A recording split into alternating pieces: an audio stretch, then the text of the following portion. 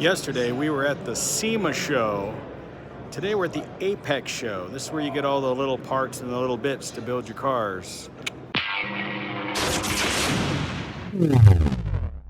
Yesterday I posted a video about attending SEMA 2022 and how you needed to park over at Resorts World, take a Tesla, and that would go through the loop and then take you to the event.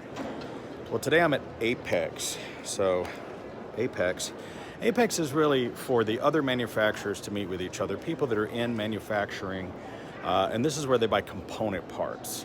This is where you get like switches and carburetors and tires and taillights and parts. So you might not be interested in coming here. I personally like to come to AAPEX because I like to see a lot of the new gadgets and I like to see how things are made and connect with actual manufacturers. You're going to find a lot of people here from Asian countries, from Germany and other places, you know, where castings are made. Like, you know, they're displaying some of their rotors. This whole aisle seems to be brake rotors. Anyway, this is where you find this kind of stuff. Now, this is at the Sands, or now called the Venetian. You can park at the Palazzo for free. You can park at the Palazzo, which is next to the Venetian, which is, by the way, one of the greatest malls. One of the greatest malls in all of Las Vegas. There's not a greater mall than that. So if you want to come to the AAPEX show, just remember that they're not open on Friday. They're only Tuesday, Wednesday, Thursday. I'm here on the last day. And I like to come on the last day because sometimes you'll find manufacturing samples and tools and gadgets, and you'll be able to buy them at show specials. They're not supposed to sell stuff, but they do. I've done it before. Anyway, I'll just show you a little bit about what's here, but for the average car person, it might not interest you, but for people that run shops and people that do manufacturing, kind of like I do, you might find some of this interesting. Like I said, you're gonna see a lot of like Asian companies here, a lot of people speaking different languages, because you're gonna see offshore manufacturing, switches, relays, there's some control arms over there, you know. I always love seeing what's happening in the battery jump starting technology. I've always been interested. I'm constantly having to jump off a car, so I'm always looking at different ways to jump start a car. LED lighting technology. Here we have some headers, cats, this kind of stuff. You know, here we have some inverter technology over here, which are things that we use on our DeLorean time machines. Look at this, a 3,000 watt power inverter. I really like those.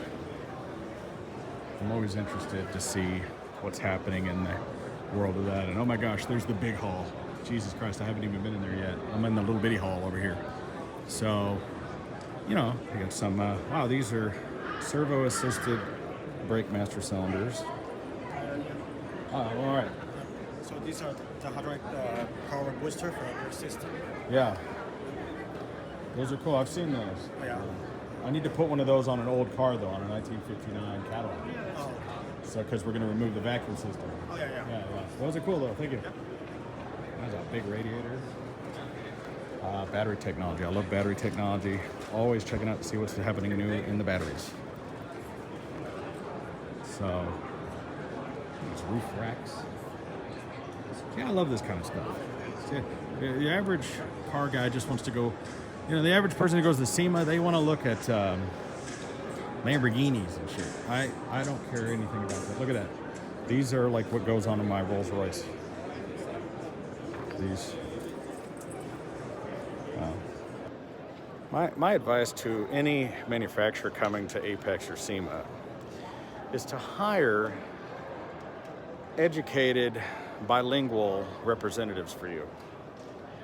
Because almost every time I try to talk to somebody, like I just tried to talk to this lady about her air shocks that are similar to the ones that are used on the Rolls Royce Phantom, that generally don't speak English. And maybe they're all just talking to each other and it doesn't matter.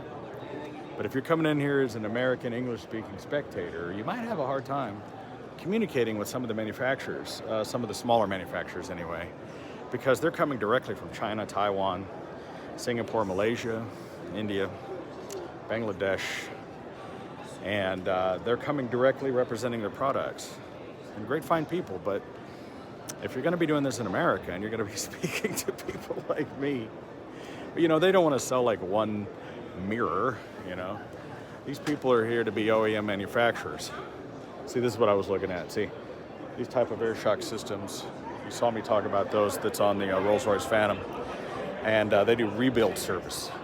So sometimes rather than spending a whole bunch of money on brand new ones, you can get a hold of these direct manufacturers. You can mail them your shocks and they'll fix them for you. And a lot of times you'll find that the price you're paying for a lot of parts, you could deal directly with the manufacturer sometimes. And sometimes they'll have an American rep. And these are the secrets to, like I'm a car customizer, but in a way, I'm a little bit of a vehicle manufacturer. We're manufacturing an awful lot of stuff out of fiberglass, metal, and we're having to put things together.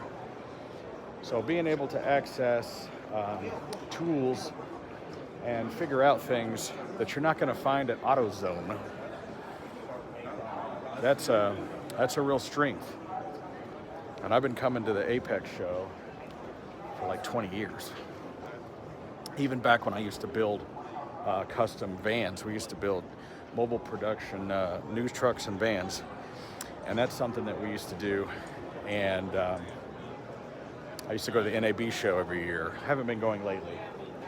But shows like this, you can sometimes make relationships with manufacturers that do metal casting, injection molding, and things like that. And I have some big projects that I'm working on coming down the pike. And I might need some of these relationships. But not only that, a lot of these people give out great free candy. Wow.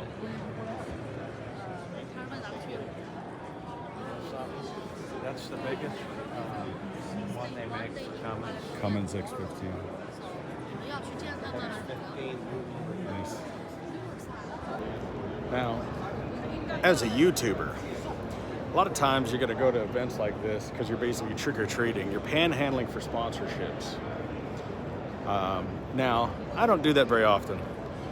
Very, very rarely will I actually take on a sponsor. You guys don't see me do a lot of sponsorships on this channel, and it's not because I don't get asked. I get asked every day, just like every single YouTuber. These people with the plastic Ridge wallets and the VPNs and they all come to me. They all want me to do endorsements, and I rarely will ever do that. It has to be something that I really genuinely use and something that I also have no restrictions on. I'm not going to pimp your product if I don't like it. That's just the bottom line, right? So I found also that some of these smaller manufacturers that make things that I might use are a lot more receptive to sharing small sponsorships. I'm talking about oil, glues, epoxies, paints, even like Grease Monkey gloves. They sent me a case of gloves to use on the channel that we used at our shop. Thank you, Grease Monkey, right? What did it cost them? Not very much money. So these people are getting little 10 by 10 booths. These aren't necessarily that expensive to have these kind of booths here. Whereas the people that go to SEMA, they're spending 100 grand for a booth. And these are small manufacturers. And for them to be able to reach an audience of mine, with 120,000 subscribers and 25 million views, if they can reach 5,000 people, it's worth it to them to give me a box of whatever. And so sometimes I will get freebies, little greeblies, little goodies, little goodie bags from these people that will ship me some of their product. But I'll only do that if it's something I'm genuinely gonna use. I don't know what that was. Some kind of candy, but it was foreign candy. I don't know what it is. It might be like fish Kit Kat or something, I don't know. Ooh, squirrel. I'm always looking for small air conditioning systems. These are 24 volt systems made for tents and camping and things. These would work good in a small van. You could take two LiPo 200 amp batteries, double them up to a 24 volt. You'd probably run that thing forever on that thing. What's the output of this larger one? It's same. Oh, they're the same? This one just the cooling area is 2,500. Okay. Cooling capacity is a little bigger than this one. A little bit bigger. Yeah, yes. It's like 200 watts, you said? 250 watts. 250 watts. That's Yeah. nothing. That's as much as a fridge. That's very good. Very good. Okay, thank you. Yeah, so for those of you who saw my ambulance camper video that I did, where we built the custom camper. Ooh, tools. Oh, I want to go look at the tools. I'm so distracted. This is such a big convention center. Anyway, all these solenoids. Those are great. You know, when I built the ambulance camper where it's off-grid, where you can sleep in it, right? So these little small air conditioning units that they're making now, that little thing was only a 250-watt little air conditioner. And for a really small space, you know, if you had a really small camper, or if you were just blocking off just the sleeping area of your camper, like for instance, in my big 40-foot Prevost bus, right? I was running a giant generator that was running on diesel, using, you know, a gallon or more an hour. At today's prices, that's like $5-6 a gallon an hour, right? And it's smoky and noisy, and you can only run the thing for a couple thousand hours, then you got to rebuild it.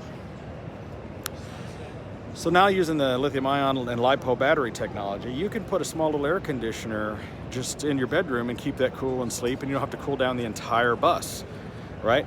But like in that little tiny cabin inside my camper, inside the ambulance, you know, I have that mini split running, and I'm running that thing on its lowest possible setting because it would freeze you to death. Whereas you could have something like that little air conditioner there that runs on, you know, he set it up for 24 volt. And he did that because it's probably going to be used in like a trucker. You know, a trucker could use that, NOCO, and and use it in his cab. I love NOCO products. Let's take a look at what they got over here. I talked about this just recently. Now, I use all of these NOCO products. I have this one here. I just did a video about this one on my channel about a month or so ago. These boost packs are unbelievable. Can't live without them. Look at this thing. I walk about. That is great. Right? When you have 25 cars and you're constantly having to go out to start one, these are just absolutely a must. Looks like they've got some great little battery technology. I mean, these are fantastic. I have these. What I want is one of those big things. I mean, that thing starts us. Look at this thing. A 50 amp charger. Get out of town. That's awesome. This thing is 24 volt. You would use this to start like my Prevost bus. This thing would start at 24 volt. And I have one kind of similar to this, but bigger. This is the one you want. This is the biggest 12 volt jump starter. I can't imagine what this thing costs, but I want one. I love these. This is great because this is set up for a 4-charger system. You got a garage, you got like 4 cars in there, you can have everything on a charge. These have big long wires on them. Other companies make them also, but this is also great if you just have multi-batteries and you can run it to all 4. And we've done stuff like this on our time machines. But when you just got a bunch of cars and you only drive them once a week or once a month or whatever, it's totally necessary to have these. I mean, you could just have the one unit, but this is cool because you can have multiple cars, motorcycles, snowmobiles, whatever you got. Those are awesome. I would like to say, okay, on behalf of everybody who's ever had to put gas in anything, that we hate your product. We hate you. I hate this thing. It's the worst thing that ever happened to a gas can. I hate you. It doesn't work. You spill gas everywhere. It leaks. It's a pain in the ass. Just put a regular hose on it. Thank you. I swear to God, there is not a gosh darn fuel can manufacturer out there making a gas can that doesn't suck, that works. I'm telling you, those things leak. I've seen every kind of, just put a hose on it, just a hose. Okay? I don't need safety. I need gas.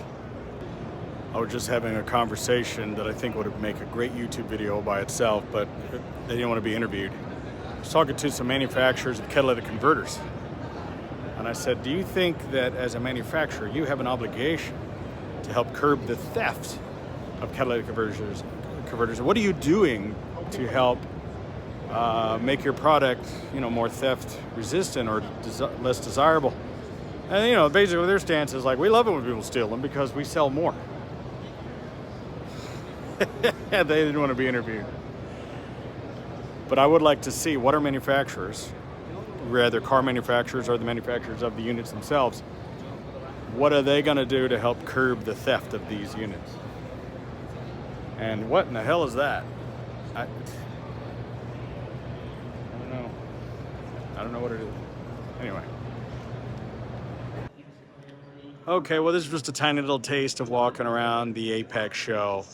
I really love AAPEX, kind of almost more than SEMA. SEMA is where you go to show off the stuff you build. AAPEX is where you get the parts to build it. I mean, there's a lot of, that's not necessarily true. The AAPEX is more for the actual, the wholesalers, the distributors, the manufacturers, they get together. But it's interesting. I like watching shows like How It's Made. And this is where you kind of get to see how that comes together. And this is where the aftermarket happens. It really is. So I'm kind of a nerd. I like things down on a component level, and I love to see things as they're just coming out. It's a little bit more laid back. It's not as busy. It's a completely different vibe, but always remember, AAPEX closes by Thursday. You want to go to AAPEX before SEMA if you can. It's a lot easier to get to. It's a lot easier to park over at the Palazzo or the Venetian, walk in. It's more laid back. It's not as crazy as SEMA. So I recommend coming here maybe first. There was some good deals on some tools and things I was thinking about buying. A lot of good gadgets, a lot of chemicals here too. They're not allowed to like vend or sell here, but sometimes they do. Anyway, catch you guys next year on Videobob.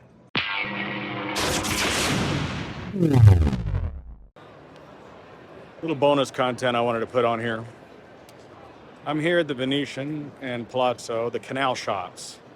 I personally believe that the malls here in Vegas are the greatest malls anywhere on earth. People will argue this with me. I've been to Saks Fifth Avenue in New York. I've been shopping up and down Melrose. I've been to malls in London, Manchester. I've been all over the place. There aren't malls as cool as the ones that are here. I mean, look at this. The ceilings are painted, the architecture. There's an actual river running through here, gondolas, with, you know, these guys singing. You've seen the gondolas, right? I mean, what other mall has this? Follow me, whatever. I mean, and the shops that you find here, not to mention across the street over the Caesar Forums, Aria, fashion shows, okay. But basically, this is one of my favorite malls. And every time I would come to Vegas, I would always come here. And just amazing stores. Stuff you just won't find almost anywhere else, and just an experience you can't get anywhere else. I mean, the place is amazing. It's absolutely beautiful. The restaurants are beautiful. The atmosphere, the architecture. You know, I love Vegas just the way it's beautified. It's absolutely gorgeous. This is a mall. There's no mall like this in Dallas where I live. You know what I'm saying? So I just wanted to brag on my town. I moved here to Vegas because I love it so much. I love being able to come to a place like this anytime I want. Even if I just go to Johnny Rockets for a hamburger, you know what I mean? I don't have to go to one of the fancy restaurants. Look, there's Bauman Rare Books over there like you see. I've been on Pawn Stars 5 times. And that's Rebecca that has the bookstore over there where you can go see books that are hundreds of years old that are thousands of dollars. I'm a nerd. I like stuff like that. Some of the finest watches, clothing. This place is fantastic. How can you not love it? So when you come to Vegas, make sure to come visit the canal shops, the Palazzo and the Venetian, and also Caesar Forum and Aria. Wow. Beautiful stuff over there if you like watches. Anyway, catch you guys later.